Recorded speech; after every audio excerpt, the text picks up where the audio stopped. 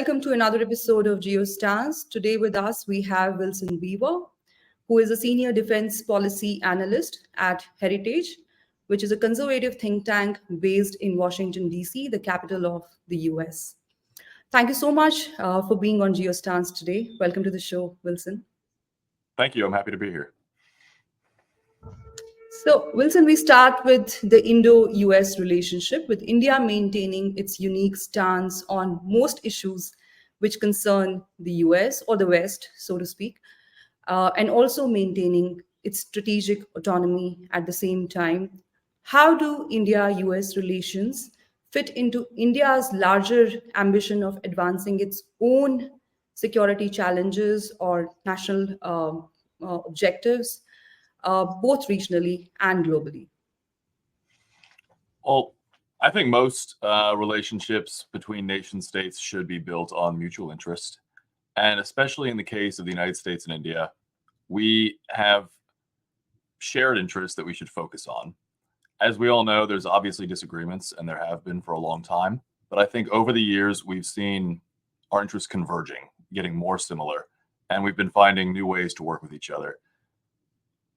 Especially as India becomes more economically prosperous, more important regionally in security terms, I think the relationship is only going to deepen as our interests continue to converge.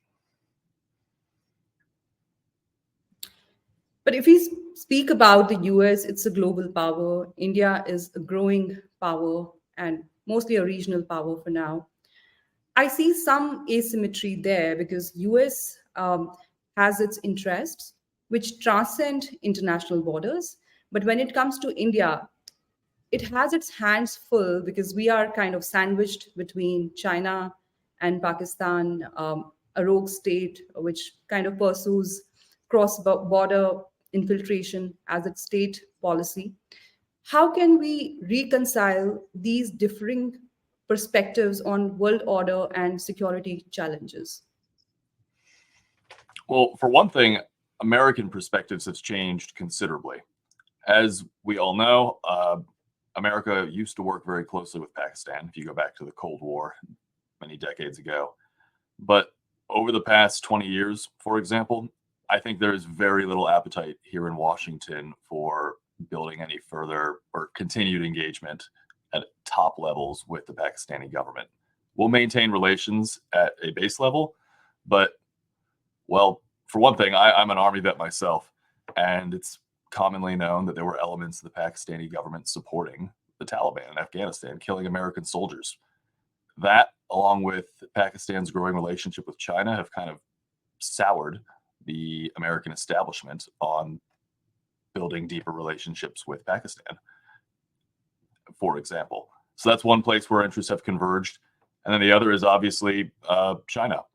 The US and India both see China as a challenge that needs to be considered from both ends. And we have a lot of other regional partners, especially within the Quad, Japan and Australia, that we can work with to make sure that all of our security interests vis-a-vis China are being taken care of. Osama bin Laden was found in Pakistan. Pakistan has also overtly supported the Taliban.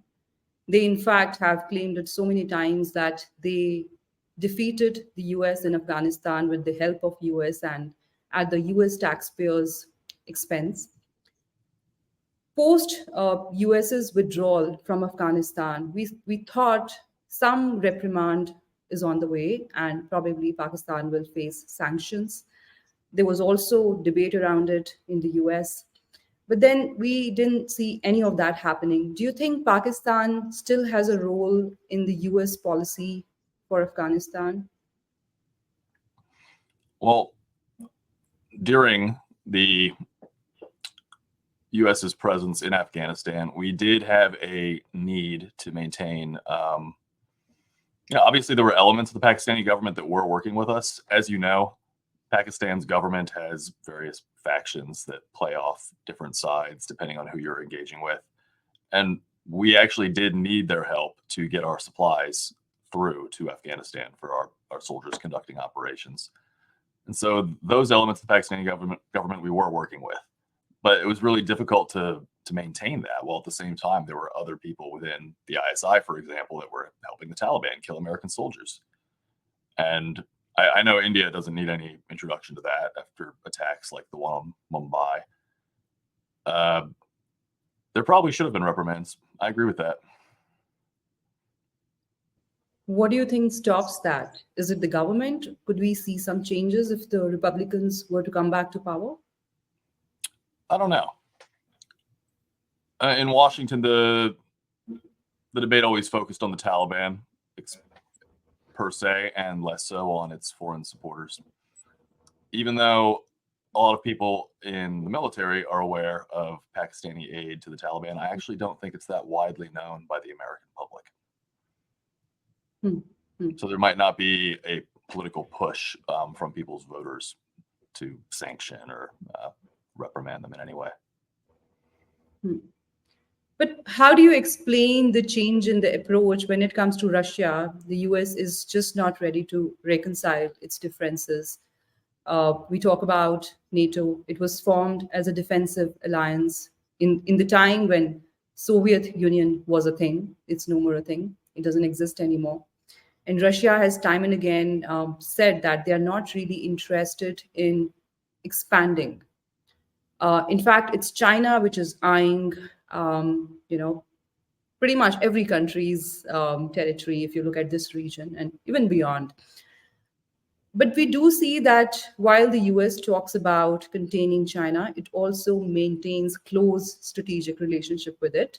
But when it comes to Russia, the US just doesn't seem to be having a reconciliation approach at all.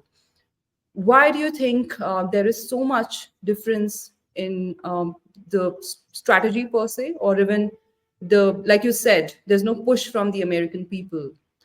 Why is there so much difference when it comes to the Russians and the Chinese? I also wanted to touch upon this, that when it comes to India's indigenous religion, we see the Western media taking a very mocking kind of a tone at times. Every time we have a space mission, we see Western media producing reports which could be categorized as mocking. But then when it comes to the indigenous cultures of China or Japan, we see that the Americans accept them. So what really explains this difference, or maybe hypocrisy? Well, on the question about Russia, I think that's one example where India and the United States are likely to continue to differ. And that's what I mean about Indian-American relations being built on mutual interest. There are things we agree very deeply on, especially in Asia, but there's things we disagree on elsewhere. And I think that's okay, actually. I think that we don't have to agree on everything, and we should probably focus on the stuff where we do agree, where we can achieve real results that are beneficial to both of us. On the other question, I'm sure that does happen. I honestly haven't seen that much of it. I mostly watch security news, I suppose, but I think India has made real advances in space, in military technology. As you know, there's Indian scientists all throughout the United States working on similar stuff for NASA and other SpaceX. So no, I don't think that's fair to downplay India's recent achievements. We probably should give it more recognition. India-US relations were primarily, if we talk about when did they start to get forged, it happened in a unipolar world, mostly post 2008 or 2009, when by that time you've had attacks. We have had like major terror attacks in India. And initially, we were kind of overcoming our differences. India was resisting containment because, like you would know, the US loves to impose democracy everywhere. So initially, we had a tough time resisting containment. We also furthered our own nuclear program. And then came a time when our interests basically started to converge. We started to look at the macro picture and see what really, uh, matters in the long run. Do you think the collective might of the US and Indian military can act as a deterrent for China in Indo-Pacific or in the um, Indian Ocean? I think yes, but especially when combined with the Japanese and Australians. I think the Quad is the vehicle for deterrence. That the more the Chinese see the United States and India working with Japan and Australia, and even other countries outside the Quad, Philippines or Vietnam, I think the more they see that there are major players throughout the Indo-Pacific that want a free and open Indo-Pacific, that like open trade lanes, that don't like the Chinese using their influence to replace governments that were previously friendly to India, for example. I think that will deter the Chinese, them seeing us work closely with you, but also with the Japanese. That, as the Japanese fourth largest GDP on the planet, I believe. I think Germany recently passed them, but still one of the largest economies on the planet, and absolutely integral to this approach. So not just working with the United States, I think it's important for India to work with Japan very closely, as well as other friendly nations in the region that also have an interest in not allowing the Chinese to dominate the Indo-Pacific. Do you see Quad transforming into a military alliance in the future, even though India has maintained that it's just close cooperation on issues of mutual interest, and India kind of downplays the military factor? But what is your assessment, and also what is your honest assessment of India's military capabilities vis-a-vis army, air, as well as the navy? I don't see the Quad transforming into a permanent military alliance like NATO. I actually think military cooperation is about right. I think most Indians and Americans would argue that this should be a very, very close partnership and even friendship, but it's unlikely to become a actual alliance.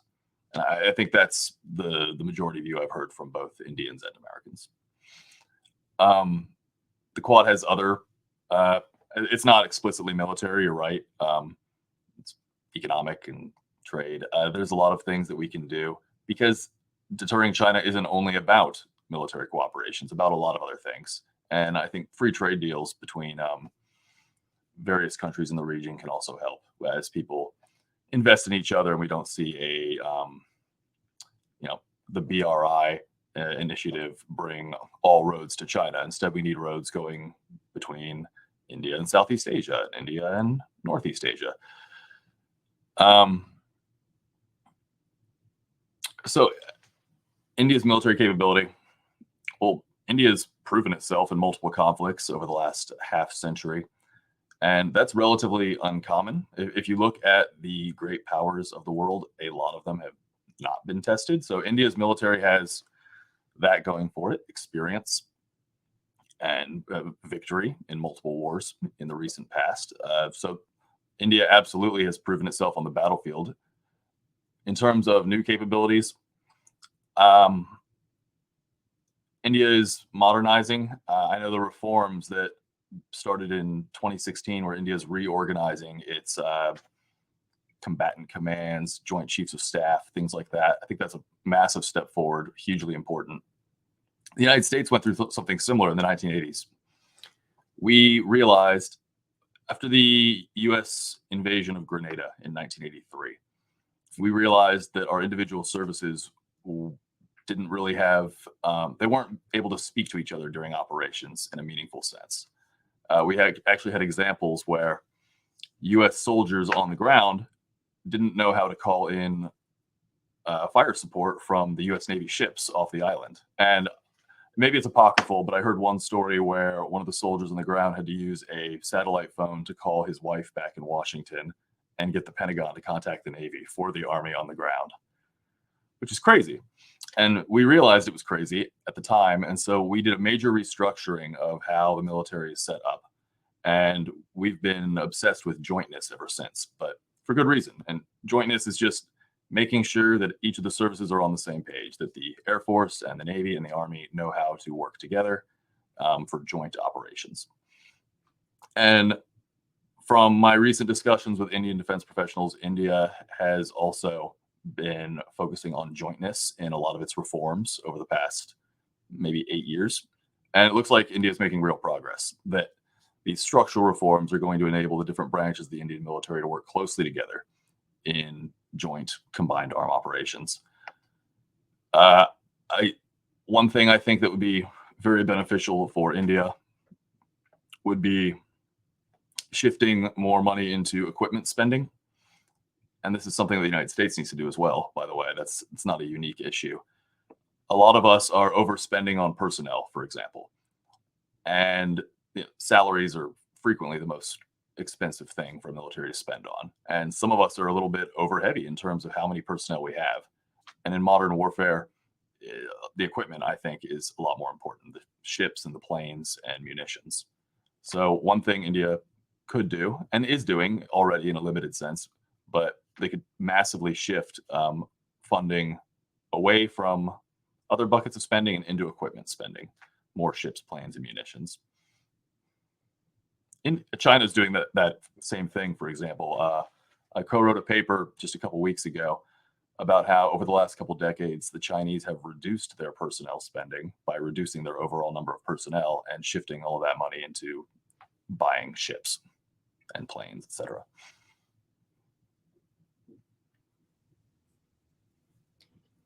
Both India and the US are, of course, concerned about China's rise. It's no more a surprise to anybody.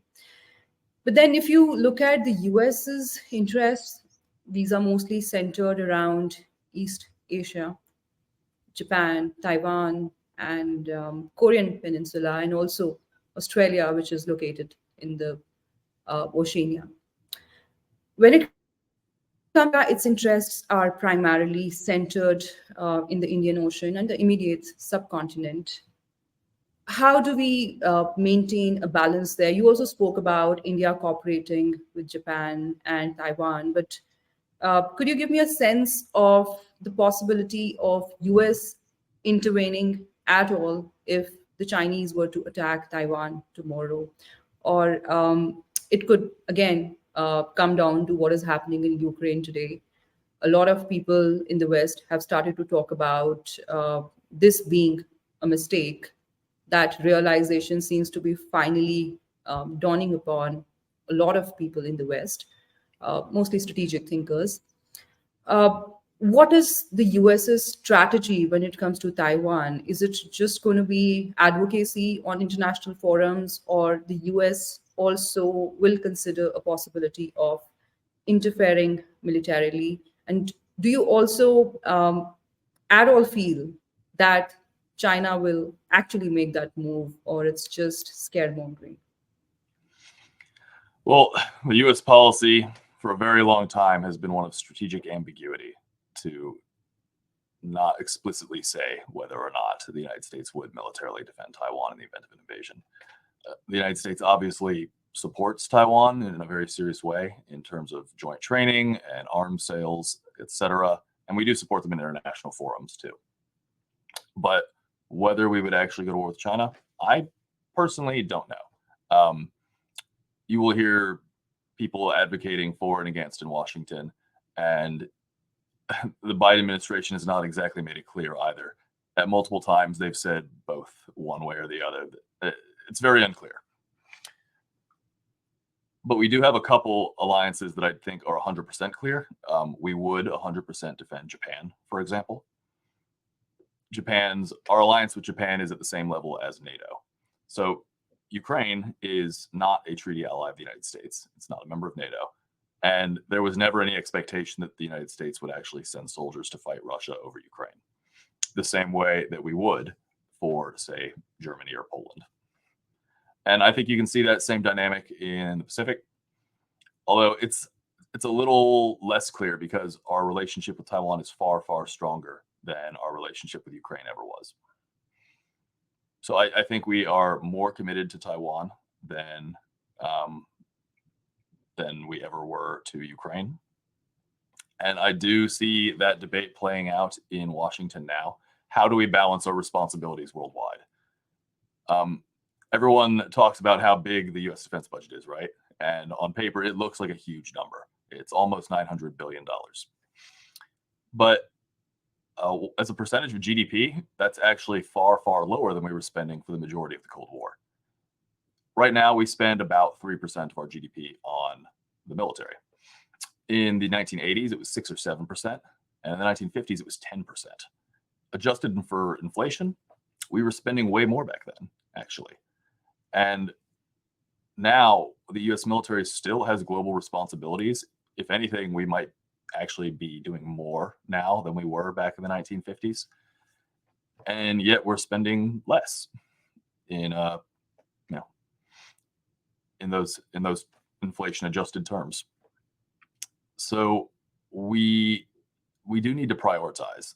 The US, well, I say the military, but actually US policymakers that direct the military, because sometimes in DC, people will blame the US military itself for its actions and forget that it's actually the president of the Congress directing them. So the US government needs to prioritize its security commitments around the globe. We can't be everywhere all the time doing everything.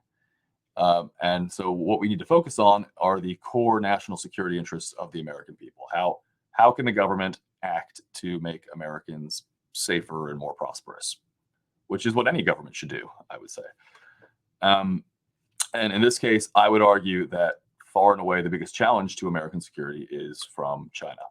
It's the only country that even has the capacity to overturn the US-led global order. And I'm not even talking about intent here. I'm just saying that China is the only country that has the capability to do so if it chose to. That's not for sure, but it's possible. And it's absolutely not possible for, say, Russia to do so. Russia's economy is smaller than France's. The European Union as a whole economically dwarfs Russia. I think the Europeans are capable of dealing with the threat from Russia primarily on their own.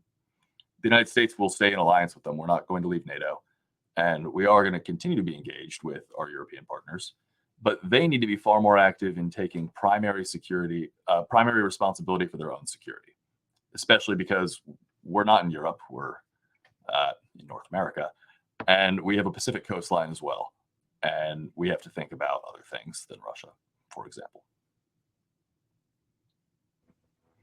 You saying that the US is closer to Taiwan than it ever was to Ukraine is kind of scary to me, because the kind of money that's been pushed into the Ukraine and the conflict is still on while there's been so much loss of human lives,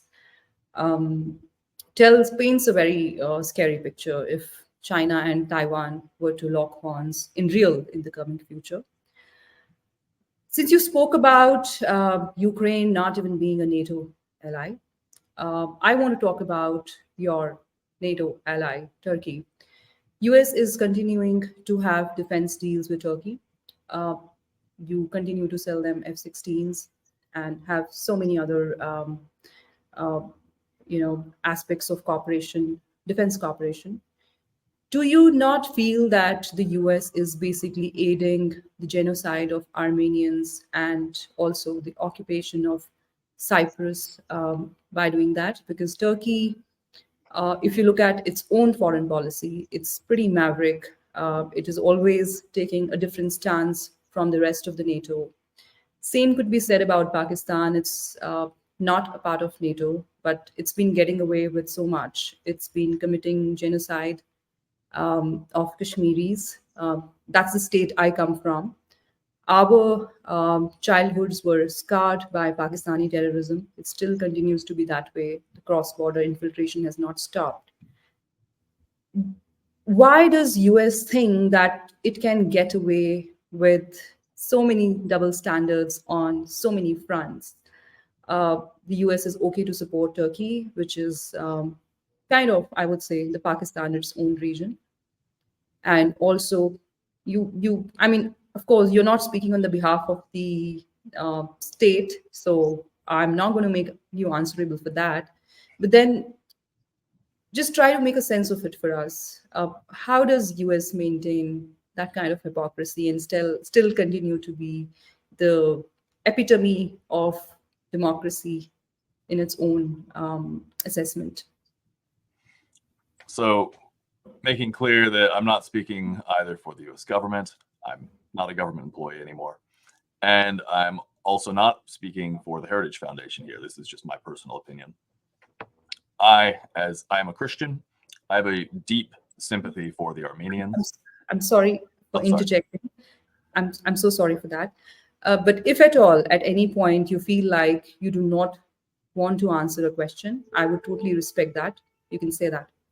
Okay, well, thank you. I appreciate that. But I'm okay to just speak my own views here.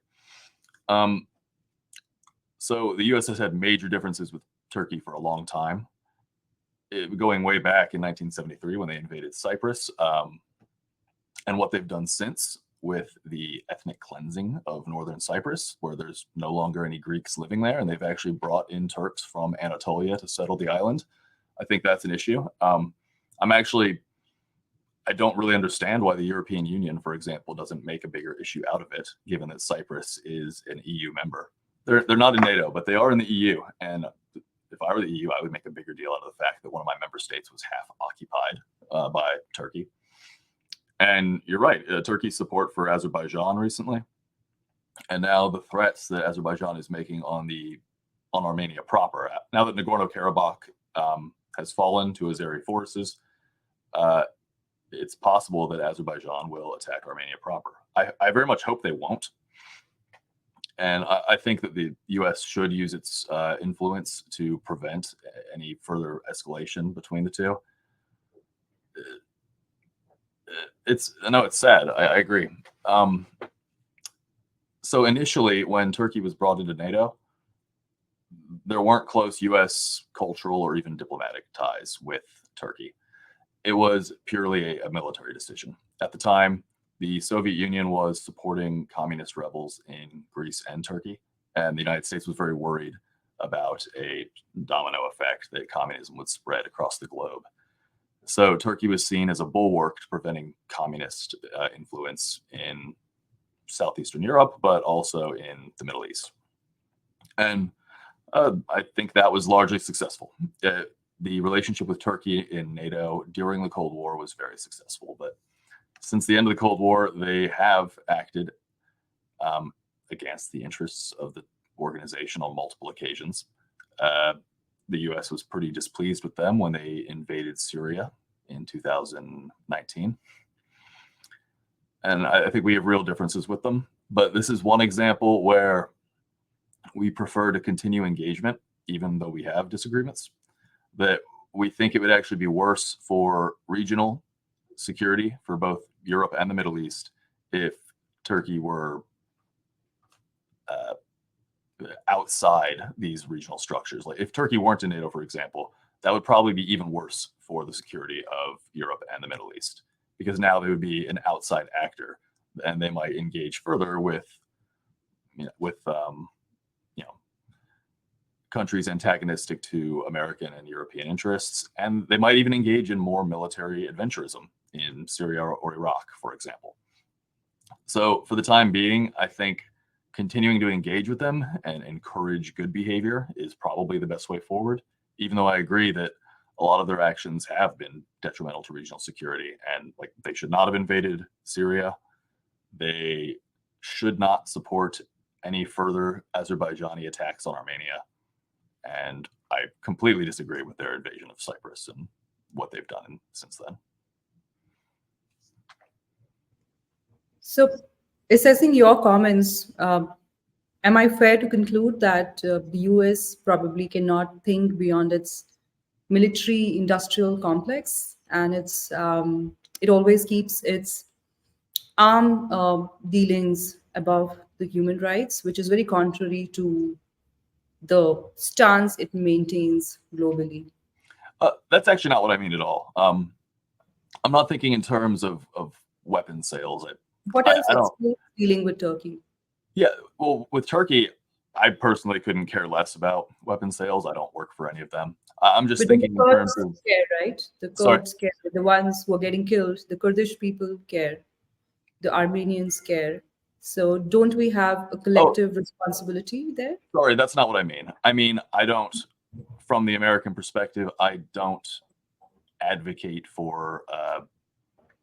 That's not what I'm talking about. I'm not talking about weapons sales. I'm talking about just regional security. I think that engaging, just keeping the Turks in NATO is probably the best thing for regional security at the moment, even though they should be discouraged from further adventurism. And I don't think this is a military industrial complex issue. I don't think it's about money or weapons sales. I think it's about security concerns. I think it's about making sure that there's not a deterioration in the security condition for countries like Greece and Israel and the United States in the Near East. Let's address the elephant in the room now. We are going to talk about the Khalistan movement, which is literally being run from the West today. To be more specific, from Canada and the US. What explains America's soft stance towards these elements who are wanted terrorists in India? There's a person called Gurpatwant Singh Pannu. He's based in the US. Sometimes he also traveled to to Canada. And there is also this notion that he has dual citizenship. In India, you can't have a dual citizenship. If you're an Indian citizen, you're an Indian citizen. You cannot have nationality of any other country. So, my question to you is this guy sits in the US, talks about blowing up the Indian parliament, which is the equivalent of your Congress, talks about jeopardizing the security of Indian airliners. To be more specific, Indian Airlines, which was until some time ago the flag carrier of India, it's now privatized.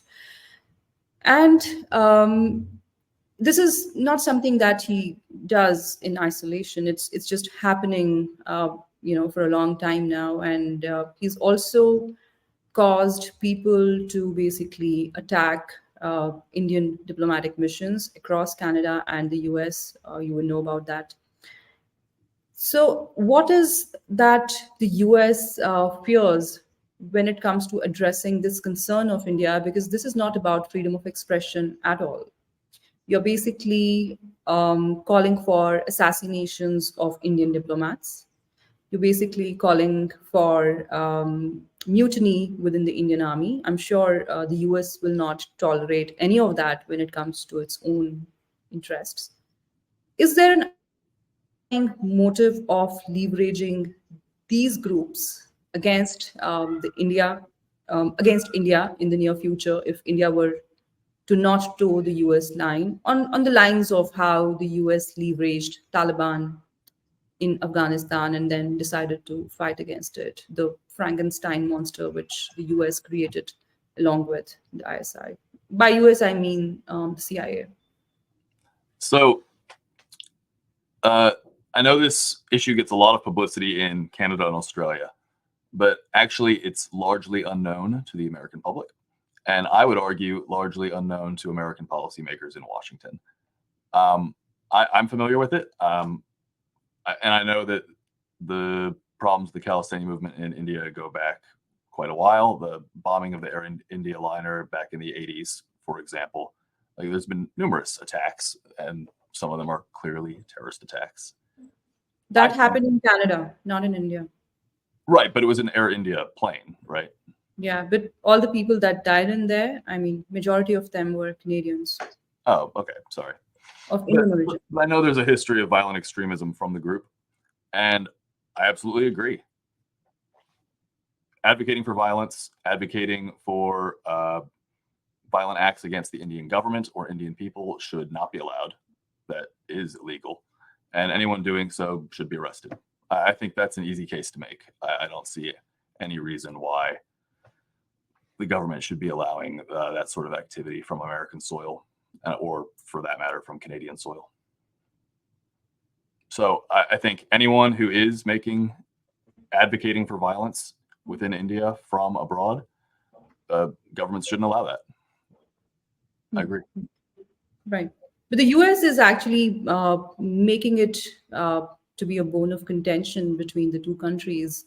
It's been asking the Indian government to explain uh, this notion that the US has, that the Indian agencies have been trying to kill this guy. And I do agree with you that we don't see as many protests in the US as we see in Canada and Australia. But the mastermind sits in the US, and that's where he is, orchestrating everything from.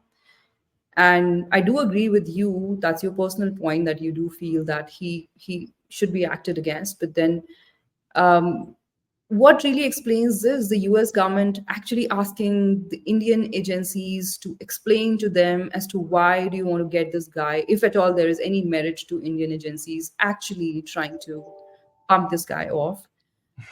If US were to be India, wouldn't US take the same approach? US is literally the world leader of extrajudicial or extraterritorial killings. I mean, there's a guy who just, and in the US, it's, you always see this every time somebody goes to a mall and just kills 20, 30 people in one go. That person is declared to be mentally unstable. But at the same time, here is a guy who claims to be an advocate, a lawyer, sits in the US, is wanted in India in the cases of bombings and orchestrating attacks on security forces. And the US feels that he needs to be protected. That's what my original question was. Is there an underlying motive there? Because I don't see any other reason. So the short answer is I don't know. I don't think there is. I would very much doubt there is a motive. I really don't think that's it. I think it's on the part of the Biden administration. The easy answer is often incompetence. They are deeply incompetent. They might just not understand how important this issue is to India. They probably don't understand the extent of the violent threats that he's made. They should. I agree. If someone is calling for violent extremism in India, that's illegal. He should not be allowed to do that, and he should be arrested. That I agree. That's not a free speech issue, and I'm not familiar with all the details of the case. But as far as someone making violent threats against the Indian government, that should not be allowed. This is my last question, or you could treat it as a statement or a concern. What could the two countries do to decrease the trust deficit? I know US always has Russia on its mind. We also have Pakistan on our mind, and we do see that when it comes to Pakistan, US tends to underplay a lot of things. The case in point is of elections in Bangladesh, where the US seemed to have very strong stances, even though the opposition there had kind of opted out of the elections. What option did the government have then? But on the other hand, we see in Pakistan, there are allegations of election rigging. The most popular leader is right now languishing in jail, but the US didn't make a big deal about it. And there was a recent Pew study which went on to basically exhibit that after China, US is the country which the Indians look at with great suspicion. How do we overcome those challenges? Because we have to take people along, because eventually what your people think is going to influence the foreign policy decisions, and also decisions that are taken by the respective governments. Yeah. Sure. First, I'd like to say Americans have a generally very positive view of India. If you ask the average person in Ohio or Kansas, they really won't have anything negative to say about India. They'll have generally very positive things. Many Americans know an Indian American and are friends with them. In our popular consciousness, India has been a responsible world player for a long time. And really, maybe there's governmental differences, but culturally and between the two peoples, I think there's a lot of mutual respect and even admiration on both sides. How to increase cooperation and levels of trust between our governments? I think it's through engagement. If you look at our closest partners, we've been working with them for so long that we just get used to it. The U.S. military calls it interoperability, just the getting like through exercises over the years, through engagements at senior levels and at junior levels, just working together on so many different issues for so long that you understand how each other work, the little differences, but also the commonalities. And when the U.S. military works with the Japanese military or with the German military, it's easy, for example. And sorry, I'm using the military example. That's my background. But it's true for diplomats and trade representatives and at all levels of governments, governmental responsibility. So I think over the next couple decades, as the U.S. and India continue to engage and work with each other, we'll find even more commonalities and just get far more used to working with each other. And that'll increase the levels of trust for government employees. Okay, I forgot to ask you this. You were in India recently, right, for the Raisina dialogues. Was it your first visit? It was. It was my first time, and I very much enjoyed it. How did it go for you? Did you see any difference on the ground in contrast to or in comparison to what you read in the reports in the media? I don't know. I went to a lot of nice restaurants after meetings. I had a good time with working with people from various Indian think tanks and ministries who I found very easy to work with. I went one day early so that I could visit Agra, which I also very much enjoyed. No, I came back with a very positive impression, and the conference went well too. I think ORF did a good job organizing it. All right, Wilson, that's about it for today. And I thank you once again for being on GeoStance and also taking some of the difficult questions with a lot of grace and making the effort to answer them to the best of your capacity.